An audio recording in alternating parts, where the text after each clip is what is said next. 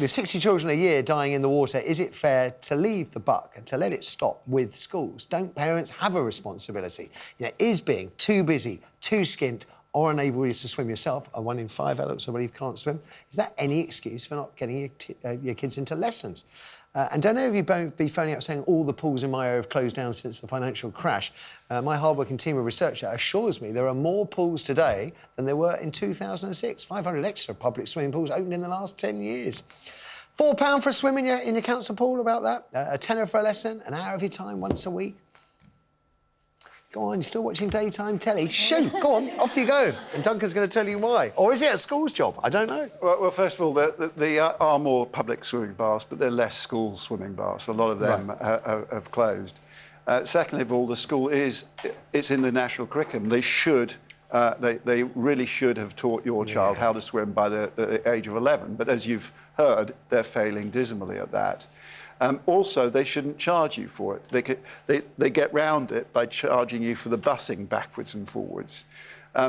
Is it a good experience as it could be? No, it's a large class. It's not. It's get them in, get them swimming. It's not a quality experience.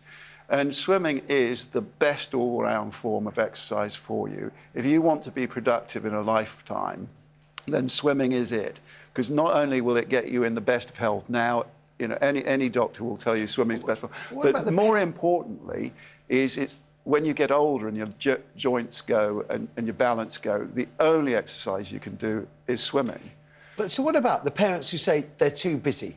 Not too busy to have children, too busy to teach those children how to protect themselves in the water. Well, I feel sorry for them because it's such a fantastic experience with a child in the water. Because it's the first time, you know, as a parent, you can take away the cotton wool and say, this is dangerous, don't do that. And the kid gets in and they go, well, there's two reactions. Wow, they get in. This is really weird stuff. This feels great. And then they get underwater and they go, oh, the astronauts train in the water because it's the closest to an off-world experience. You know, you float to the ceiling, you don't fall to the ground. The kids just have a wonderful experience and it's great fun for them.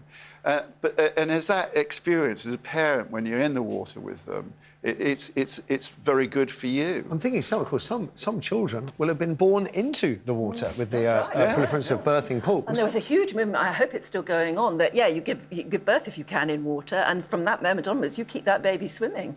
And my first two children... Do you teach your boys? Yeah, all of my boys know how to swim, but it was a family experience. It was also in schools, but it was, I mean, it's a delightful family experience, I guess, if at least one of the parents can swim.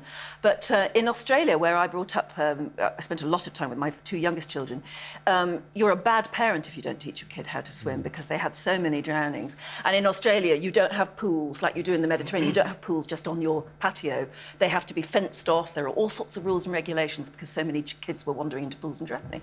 So they said, right, all good mums should go almost like antenatal classes. You should take your kid to a specially heated swimming pool. They used to heat up all the local swimming pools quite hot in the morning, and that's when young mums would go with their kids.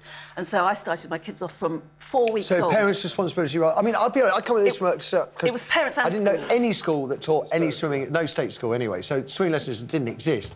But lessons at the local pool in New Addington, well, just a wonderful... Mr. Ebenson, I can still remember his name. Do feel free to comment and give us a thumbs up if you feel inclined. For more clips from the show and exclusive behind-the-scenes videos, click here. If you're new to the channel, click the subscribe button here to be automatically informed when new videos are available. Links to our other social media platforms can be found in the description. Thanks for watching.